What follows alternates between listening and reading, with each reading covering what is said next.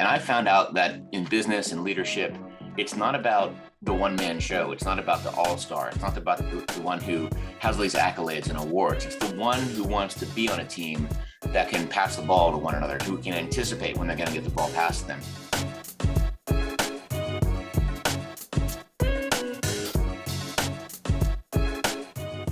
Welcome, ladies, gentlemen, folks, and people to the Strategy and Leadership Podcast. Today, my guest is Kyle Duford, who is the Executive Creative Director and Agency Director at The Brand Leader. Kyle, how's it going today?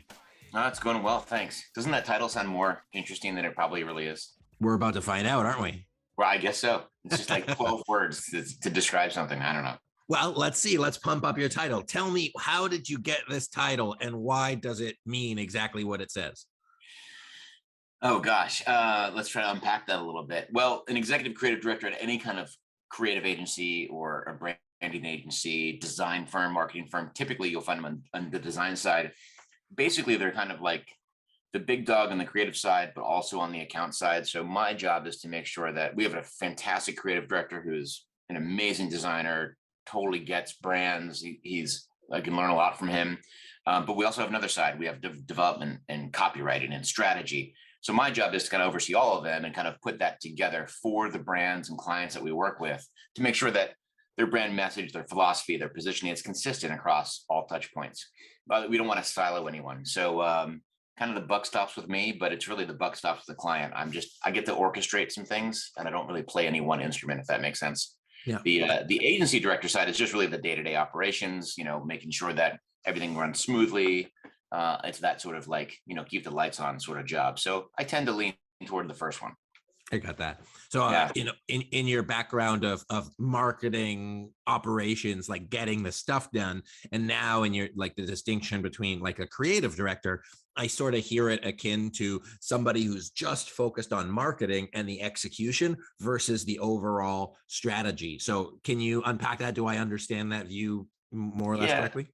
Yeah, I think more or less. I mean, I look at it like if I'm the architect, I might not be the general contractor or the builder, the guy actually doing the work, or the plumber or the electrician, but I can be behind the scenes and make sure everything works together well. So I'm a creative guy, but I'm not a creative guy in the sense that maybe a designer would think. I've tried to design things that are horrible. They're not very good at all.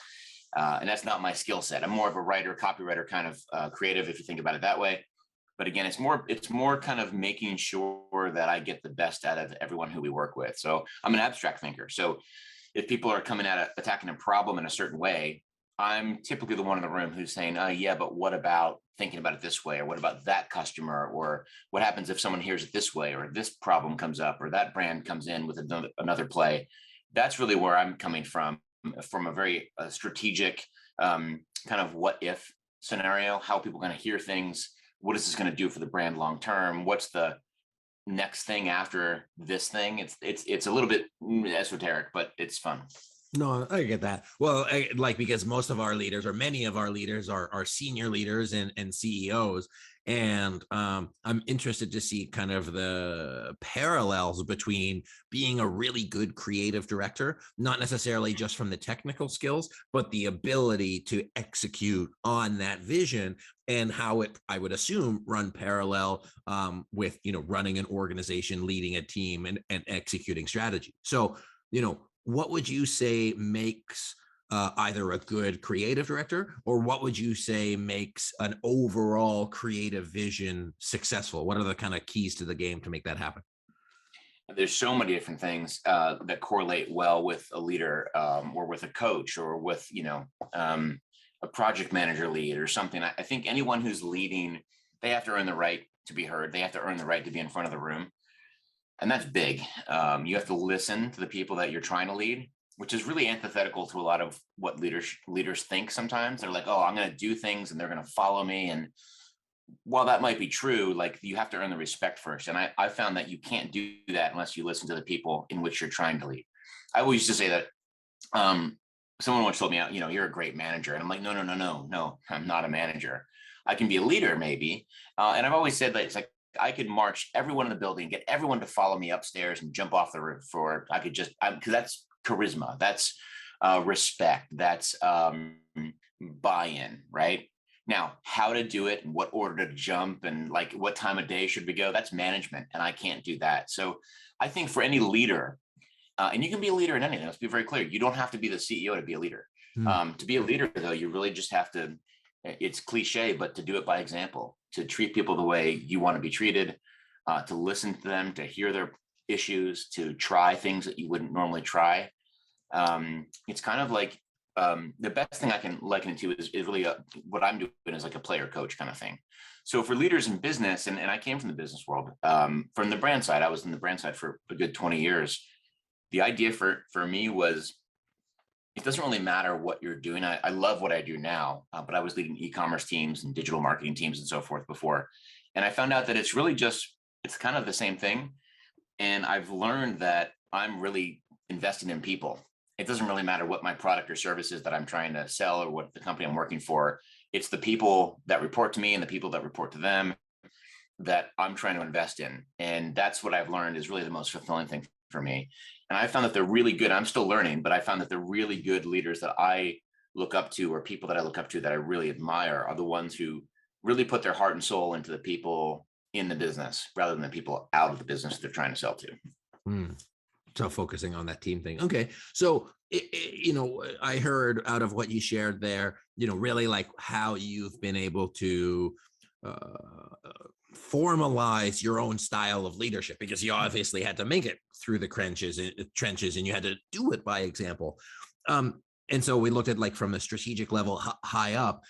If you think back, and even probably not that far back, in terms of like leading these kind of campaigns, getting more on the managing, more of the implementation, having to work across cross-functional teams, what would you say were your keys to success to being able to get those campaigns across the line and to be able to like have the results that you've obviously been able to create? Yeah, well, I mean, at the end of the day, it has to be solid thinking, right? So you have to know what you're doing. So it's not like, it doesn't matter if you have a really great person who's eager to follow you and you're investing in them. And that's part of it. That's the emotional part. But if they don't know how to do their job, then it's not going to win. So you have to have the right people. There's a great line in the movie Miracle, based on the USA hockey team in the 1980s, the one in Lake Placid, very big deal here in the United States. And in the film, and I don't know how accurate this was to real life, but in the film, on the first day of tryouts, they're looking at all these players, and within the first couple of hours, they had 2 days of tryouts, and within the first couple of hours, the head coach sent all these guys home, and the assistant coach goes, "You're sending all the best guys home. What are you doing?" And he said, I'll never forget this. He said, "I'm not looking for the best ones. I'm looking for the right ones." And I found out that in business and leadership, it's not about the one-man show. It's not about the all-star. It's not about the one who has all these accolades and awards. It's the one who wants to be on a team that can pass the ball to one another, who can anticipate when they're going to get the ball past them. Not to say you don't want standout players and all-stars and A players. That's absolutely what you want. So I would say you have to find that really good, you have to invest in those right people. And what's worked for me is letting the ones who know what they're doing, just trusting them. So if the first lesson is listen and lead from understanding, then the second one would be trust that you have the right people in that role. Until they've proven you wrong. And knock wood, I haven't had that issue. We have really good players on our team, and I trust them. And trusting them sometimes is letting them fail, trusting that I know they will fail, but putting the confidence in them to let them know that that's part of it. You're going to fail. You're going to pick yourself up and get along. And if I can work with them through those moments, then then it's a win for everybody. Hey, sorry to interrupt. It's Anthony here again. I just wanted to let you know, if you're enjoying today's episode, I'd love it if you could give us a review and a comment to let us know where you're listening from. It means a lot to us. It helps us with the algorithm. It also helps us get into the hands of more people so that we can keep bringing great guests onto the show. So please do that. Also, if you or your team are planning a strategic planning offsite coming up, please reach out to us. We'd be happy to see if we're a fit to facilitate, to support you and your team getting on the same page and getting clear about where you want to go. So you can visit SMEstrategy.net or click the link in the description. We'd appreciate both of those things. And now get us back to the episode. It sounds like, I mean, the part of that is making sure you have the skills to get the job done. So assembling the team is arguably more important than, the practical implementation, because if they can do it, if they can do it, you have the trust in there, they're actually going to get that across the line, no problem. Yeah, totally. Somebody told me a long time ago, the 3 C's of hiring anybody, it's chemistry, competency, and character. Hmm. And I try to follow that. And if you have all three, I mean, you're probably going to get hired, but that means you have the character of somebody, that the integrity, the honesty, the authenticity, the humility of somebody I want to work with. The chemistry is there with the rest of the team. You can get along with us. You can have a beer with us. You can, do whatever. And and then the competency is really, can you do your job? And if you can do those things, then heck, join us. I just think that's part of the fun, is finding the right person. And once you have, sorry, I'm getting texted like crazy here.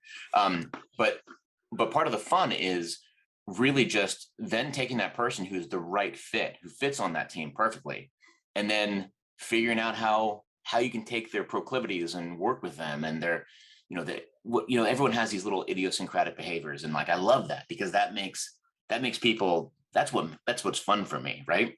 And everyone has these little things that they do, and whether someone comes in at 7 a.m. every morning and puts on a certain music station, or if they, one person likes to take a nap in the middle of the day. I'm making this up, I don't know, but like I love that, because I want someone to feel like they can be themselves, and I know I'm going to get the best work out of them. But it boils down to those three things: are they competent?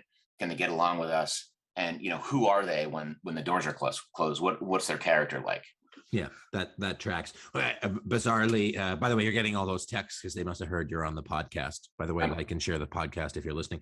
Well, you're obviously listening. But I was watching the behind the scenes of the Malice at the Palace, and it talks about like the Detroit Pistons and the Indiana Pacers, how they like put their teams together. Obviously, more about Indiana, and it just shows like, hey, we had to have all of these right people. They had the capacity. But the thing that made them very special was their chemistry and their character. That's what made that team unique and made them successful. So anyways, just a sidebar there. But I love that, right? It's like, and you look at the Chicago Bulls or whatever, you can always pinpoint like one leader on the team. And sometimes it's obvious and who that is, and sometimes it's not as obvious. But then they have a cast, you hear it in sports as a supporting cast. But it's true. It's people who can elevate the leader to allow them to do great work. But listen, I've said it before. Now, I may not have said this growing up in my career. I probably took way too much credit than I should have. But I can honestly tell you that I am literally only as good as the people that surround me. As an executive creative director, as my colleague here, Chris, as his role as a creative director, you're not doing the thing. Like the architect is no one if he can't see his plans executed. And you can't get the plans executed unless you have the plumber and the electrician. And those people are just as vital to the overall success as the person who's leading the ship. And so I've learned that in many ways the hard way. But yeah, that's why I love those sports analogies too, because it really is that simple. Look at how people work together to achieve a common goal. And man, put me on that team all day long, and I'd love to be a part of it. That's awesome. Well, that's what makes great companies great, and with the right people on the bus. So I want to switch gears a little bit, because we're talking about people. 2021 coming out of COVID, hopefully. One of the biggest challenges that I see people face with is talent. Like the ability to get people in the door, whether you're running a restaurant chain, whether you're growing a tech company, whether you're a small mom and pop shop, like getting the right people in the company. And so putting your strategist hat on, what do you see? And also from like your clients, and what are they doing? Why is it, how do they get that message out there? How do they match up? Because there's obviously people. Is it that there's more jobs than people, or is it just that these companies aren't doing a good enough job sort of communicating the value? Like what's the problem there?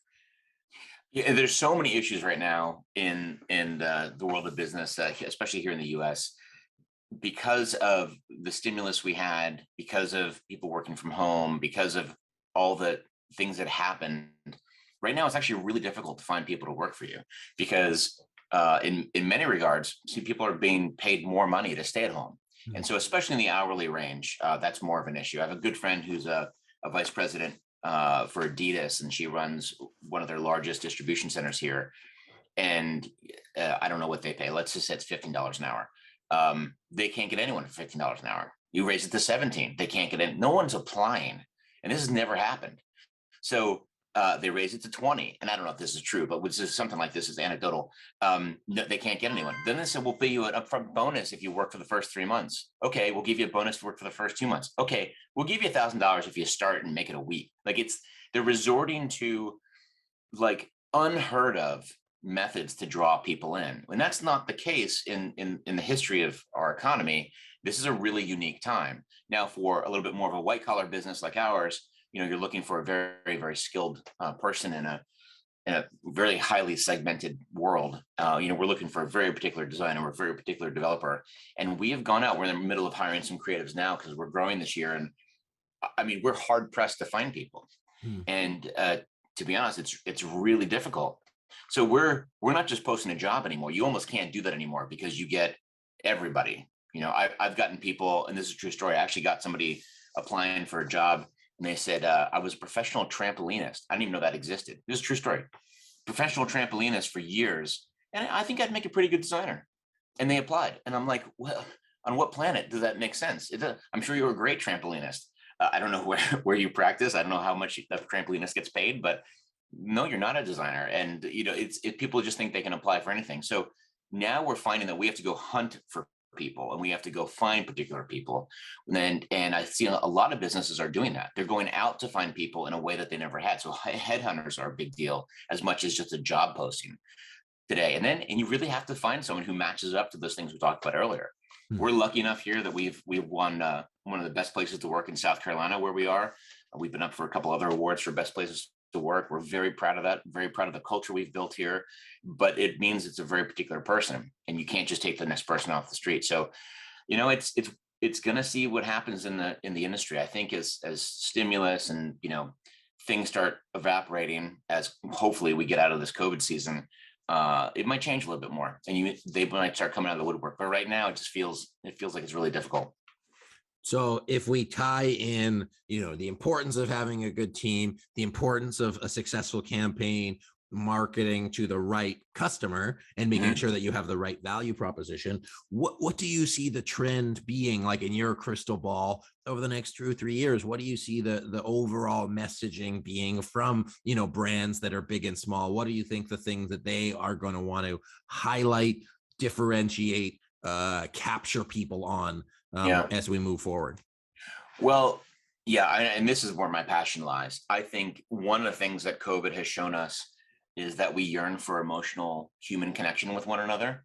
And I mean, you and I are talking over Zoom, which is fun. We probably would have done this anyway, but everything that used to be a phone call before is now Zoom, or now it's FaceTime, which is actually kind of maddening. Like my mom would just call me before, but now because of COVID, she's Zooming me or something. And I'm like, okay, but the context of what we would have talked about hasn't changed. But we've moved to this new world, and in the process of this highly digital, kind of singular, siloed world that we live in. And for people who have lived at home alone or during COVID by themselves or not with a roommate or family, it was particularly difficult. But I'm finding that brands are really trying to say, how can we bridge the gap? And it might sound a little weird to say, and maybe a little disillusional, but I truly believe that brands are the last bastion of human connection. And I'll explain that real quick, is that you might be at home, you're getting all your packages from Amazon, you're working from home, you're getting your groceries brought to you by Instacart. You literally have no reason to leave the house. Nowadays, Peloton sales were 5 times what they were pre-COVID. I mean, you can work out at home, you can eat at home, you can work from home. You would never have to leave. And for those people that are alone, I believe the only people they're actually communicating with and speaking with is probably people in customer service or brands, or ordering something and having a problem. And I know it sounds bizarre, but I really believe that brands have this social responsibility to help bridge that gap and to help communicate with people. And the ones that are doing that in a really special, unique way are the ones that are getting it right. And it's not just purpose-driven brands like Patagonia or Tom's for the 1-for-1 program. It's brands like Glossier, a makeup company here in the US, which has taken off because they believe in communicating with their customers and meeting them where they need to be met. Or companies like Zappos, a multi-brand reseller of shoes out of Las Vegas that everyone knows here in the States as being high on the customer service. I mean, you can call them up and talk to them for an hour if you want. That's the kind of thing that I think the ones that get it right from an authentic point of view, from an authentic position, are the ones that are really succeeding. That they're not just doing good for the environment or for the world, but they're connecting with you. They either bond with you on what you have in common, or they give you what you've wanted, that you yearned for. And that's what's really interesting. I find that it's almost like we're reverting back to like this 1950s mentality of, saying hi to everyone in the street, but it's just happening in a digital world. So it's going to be interesting to see who rises to the top, but that's really where my heart is right now. And every brand that we work with currently has some sort of element of trying to connect with people. And that's really where it's at. Yeah, absolutely. Well, what I hear, it's interesting, and I don't think the word is ironic, but like how you say, hey, the difference between leadership and management, and the difference between, we'll call it brands, and you didn't use the word advertisers, but it sounds like an overall like balance between transactional and relationship. And both as like a leader has to be relationship based. A good brand is going to be relationship based. And I think for both of those, the intersection in 2021 is recognizing that like your people, whether it's your customer or your employee, they're at where they're at, and you have to look at them like holistically to understand their life. Because if you don't get them at the depth of the depth, then there's no way whatever you say or do is going to move them an inch. What do you think? 100%. And in this commoditized, instant 2-day shipping world, if you really just stop for a second and give people what they want. I mean, I know it sounds a little hokey, and I know it sounds, I can hear myself, I know it sounds a little kumbaya-ish, but the fact is, if you go into your local store today and the clerk smiles at you and says, welcome, you feel a different way than if you walk in and you just think the kid is there to earn $15 an hour. And it's just human nature. We're built to be with people. We were built to be in tribes, and that has been completely splintered. And psychologically, I believe we're yearning for that. But yet the thing we have in common is how we shop. And so let's meet there. Let's at that place that we all can congregate around, even if it's a digital water cooler. Let's be there and let's have the conversation there. And let's be smart about it. Let's not bring our under 13-year-old into the wrong room, and let's be smart. I think there's social responsibility today that is different than what it used to be. But I think if that's where we can have the conversation, and that conversation could be anything. It could be hiring people like we talked about. It could be selling your product. It could be just asking people how they're doing. I believe that's what's going to change how we do business. Yeah. And I think also for those who are looking to change their skills, being adaptive to that future world. Because if you're just like a jerk to people and the world is valuing customer service or relationship things, it's not like, I'll get by without it. Like you sort of have to like play the game if you want to be successful, in my opinion. So that, because again, going back to the chemistry, capacity, and character, if you don't have those things, you're going to be hard pressed to find a job somewhere in an organization that you like, whether or not you have trampoline skills. Kyle, tell me about, as we wrap up here, what is the most exciting thing that your company is working on right now without spilling any beans, and how can people get a hold of you? I appreciate you asking that. The most exciting thing we're doing right now is we're helping bring a lot of outdoor brands that are in outdoor active lifestyle space that typically are in Europe. We're helping them come to the United States in a meaningful, real way. One particular client is big in the sports nutrition world, and we're helping them make their foray into the US, which I'm couldn't be more proud of. So that's really, really exciting for us. And again, because people can't travel, because they used to be able to send people over here all the time, now we're doing the scouting for them, and we're just being involved in business in a different way than we had been before. So that's really exciting. People can get a hold of us. We're at thebrandleader.com. It's thebrandleader.com. There's multiple places you can download some free assessments or resources or learn more about branding, or you can even take a quiz if your company should rebrand or not. It's all free. It's fun. And if you want to get a hold of us, hello@thebrandleader.com is the best way to do it. Awesome, Kyle. It's been a pleasure chatting with you. Thanks so much for the time today. I had a really good time. Yeah, this was interesting and fun and all the things. So thanks so much. My pleasure, bud. So So my guest today has been Kyle Duford, who is the Executive Creative Director and Agency Director at The Brand Leader. So if you have someone in your life that is excited and interested about the future of brands, the future of leadership, and the future of business, be sure to send them this podcast. And if you haven't yet, be sure to subscribe. My name is Anthony Taylor. This has been the Strategy and Leadership Podcast. Thanks so much for watching, and until next time.